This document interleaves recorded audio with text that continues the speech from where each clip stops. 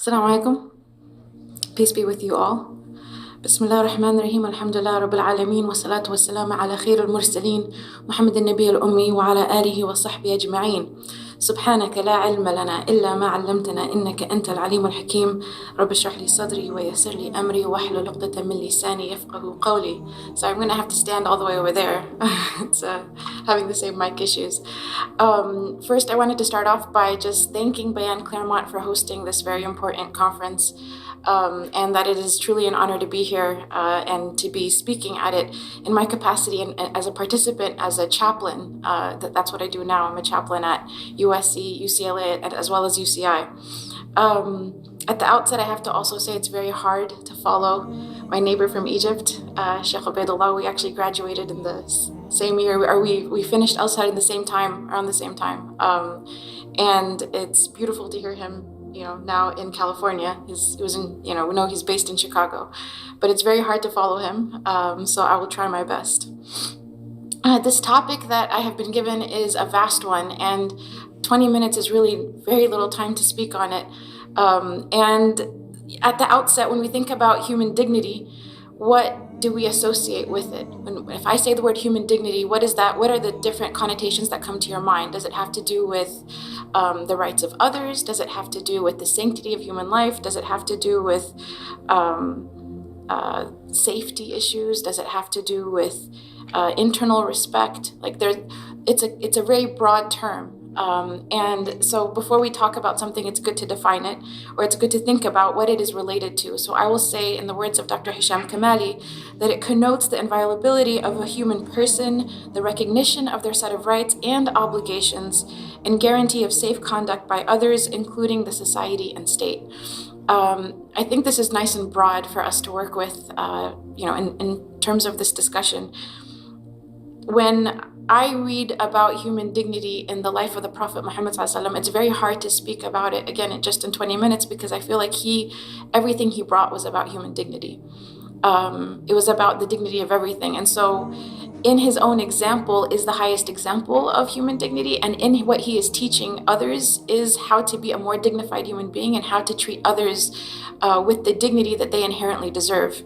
So it's like all of Islam is wrapped up in this concept.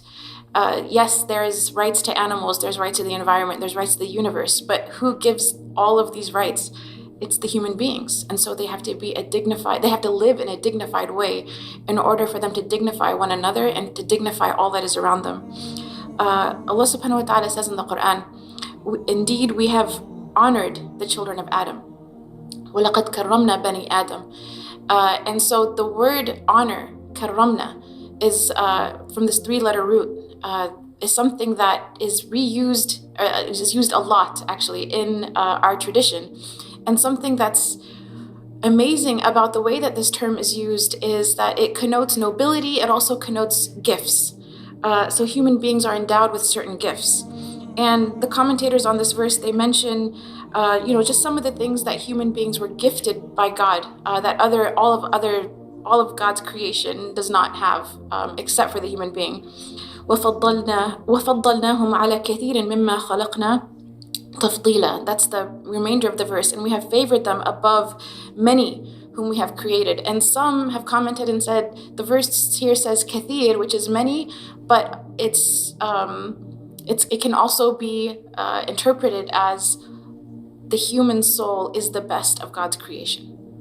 And there are some commentators who hold this opinion.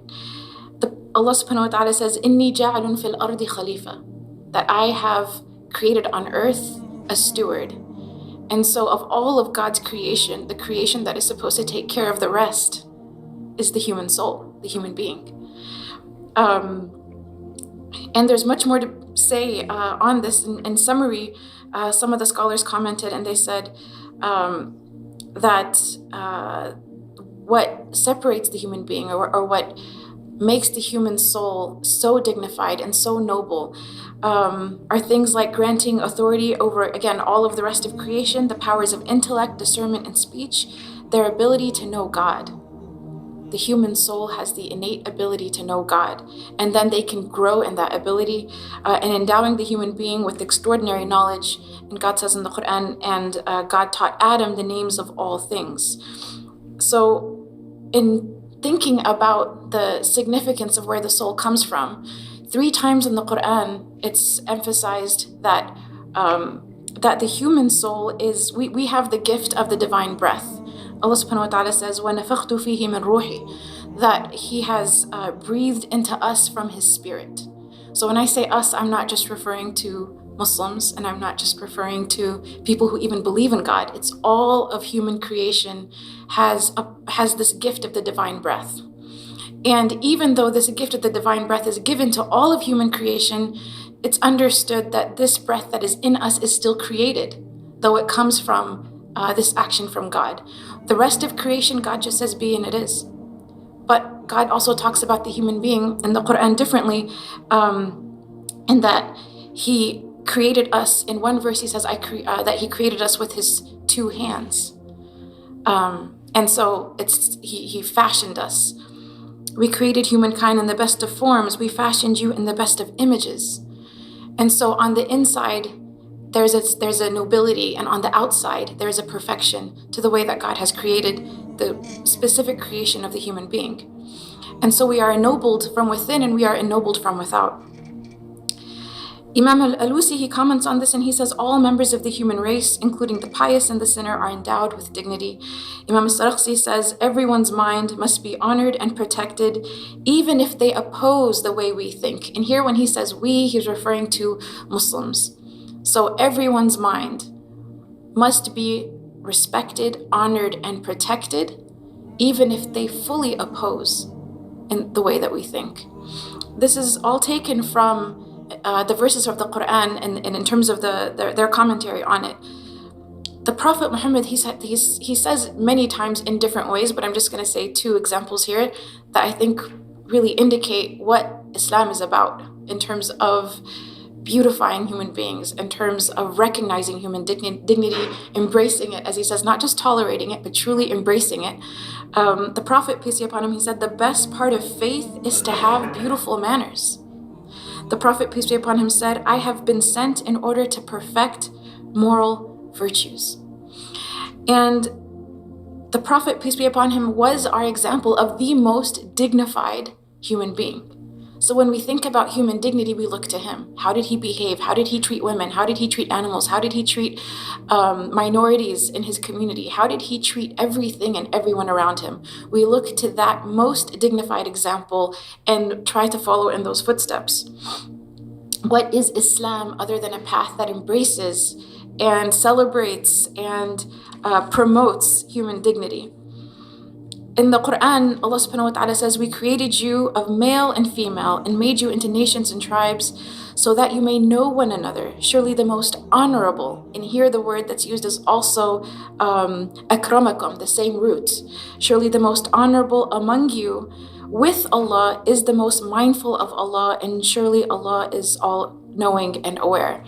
Now, this is a very famous verse we like to quote in the Quran. Something that's really amazing about this particular verse in the chapter that it's revealed in is all of the other verses that start with, O you who, say, O you who believe. But this verse doesn't start with, O you who believe. This verse starts with, O you people, ya ayyuhan nas, everyone, O mankind. We have created all of you, mankind, into nations and of a male and a female, nations and tribes, not so that you can harm each other, but so that you may know one another. And the word ta'arafu. And this is such a significant aspect of our human existence, is just to know one another. And again, as you know, Shaykh Ubaidullah mentioned, this idea that it's not based on this hierarchy, that we actually celebrate our differences. Sometimes when we think about outreach as Muslims, we'll do like an open mosque day and we'll have everyone come and get to know us. But we are equally responsible to get out and get to know others. It's ta'arafu, there's an alif, which means it's mutual knowing of one another. This is why God has created us with differences, so that we can come to know one another mutually.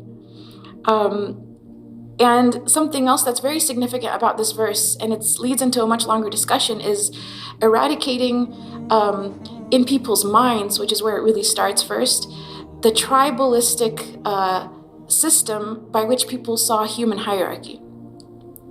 So nations and tribes, also male and female, that the best of you is the one who is closest to God, who's the most mindful of God. And that is not something that anyone else can measure about us. That has to do with the state of our heart. The Prophet, peace be upon him, said that people look at your shapes and forms, but God looks at the condition of your heart.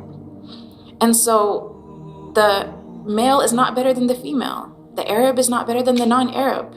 The white is not better than the black. No one, and the Prophet said this in his farewell speech. Essentially, in the farewell khutbah, he said exactly these words, that the Arab is not better than the non-Arab is not better than the Arab, the white is not better than the black, and the black is not better than the white, except through taqwa. And the word taqwa, it has two connotations. It has a spiritual dimension, which is the mindfulness of God, but also the actions. And that taqwa usually refers to people who do faith. You know, they have it in their heart, but they also do it. They live it.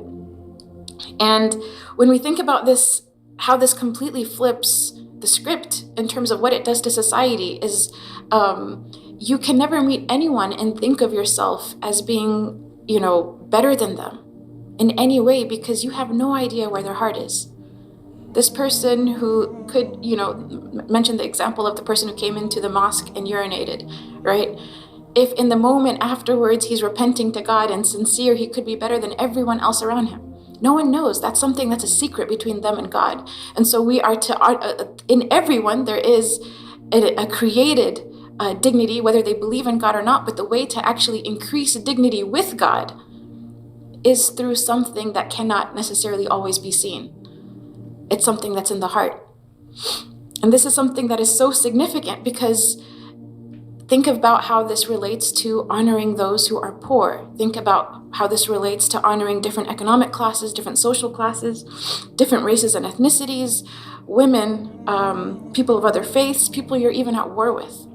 And there are a number of different narrations. I don't know if I'll have time for all of them, but and they're really symbolic because there are plenty. I mean, each one of these could be their own topic. You could talk about how the Prophet embraced human dignity in women, and that could be an entire conference.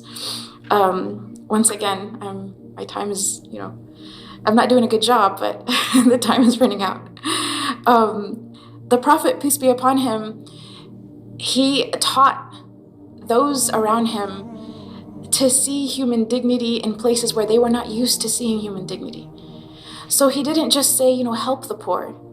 He didn't just say, you know, and the assumption when someone helps a poor person is that I'm better than them. The Prophet, peace be upon him, said, showing by example, Allahumma inni as'aluka hubbal masakin. Oh God, I ask you for the love of the poor.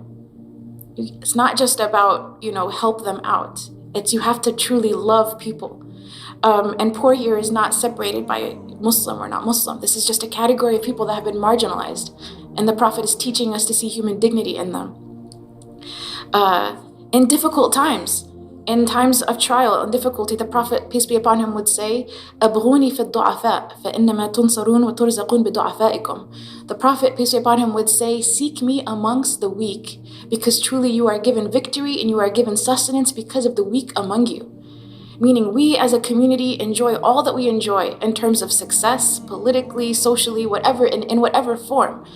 And we enjoy rizq, which is sustenance, because of the weak amongst us. Because there's something about the way that weak person, you know, marginalized, maybe poor, maybe crippled, maybe sick, whoever they are. This du'afa is a very general term.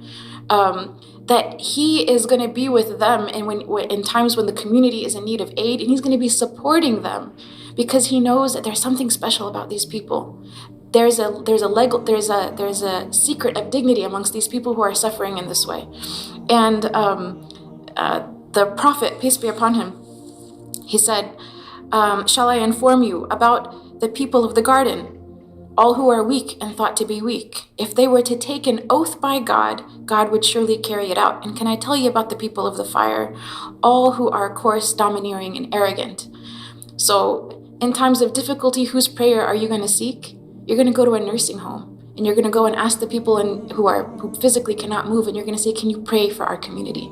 Because perhaps you, in your condition that everyone has forgotten, God sees your condition and he sees your heart, and your prayers are most probably more answered than mine are. And so there's a completely different paradigm shift in people's minds, that the marginalized are actually the ones who may truly be closer to God. And so it's so important to honor them, because you never want to dishonor or take away from the dignity of someone who is a friend of God. You never want to do that. And in social classes, there's another really beautiful narration. I don't have much time to go through some of the other narrations, but this one I think is really telling. Abu al-Abbas Sahil ibn Sa'd, he said, a man passed by the Prophet ﷺ, who said to the man who was sitting with them, what do you think of this one? So basically, two companions, the Prophet, peace be upon him, is sitting in the masjid. A man comes in. The Prophet asks his companion, what do you think of this one? And the companion says, a man who is one of our nobles. This man, by Allah, if he proposes marriage, his proposal is accepted. If he intercedes, his intercession would be granted. Then a different man walks in to the mosque, and the Prophet, peace be upon him, he asks the companion again, what do you say about this one? And he said, O Messenger of Allah, this one is just a poor Muslim. If he were to propose marriage, his proposal would not be worth accepting. And if he were to intercede, his intercession would not be granted. And if he were to speak, his words would not be listened to. And the Prophet ﷺ said, this one is better than the whole earth full of the first one. So the hierarchy that matters is the spiritual hierarchy. You can be walking on the street and see a beggar who's missing a tooth, and he can be closer to the one who has the PhD and the Azhar degree and all of those other things. That is something that is veiled from us. And so human dignity exists all around us. And the secret of who is most dignified is actually something that that brings out the best in all of us, because everyone is seeking to be the most dignified with God. And you can't do that unless you honor each other. I have so much more to say, but that's okay. I'll end here, and whatever I said that was beneficial is from God, and whatever I said is wrong and mistaken is from myself and shaitan. Thank you so much. Assalamu alaikum.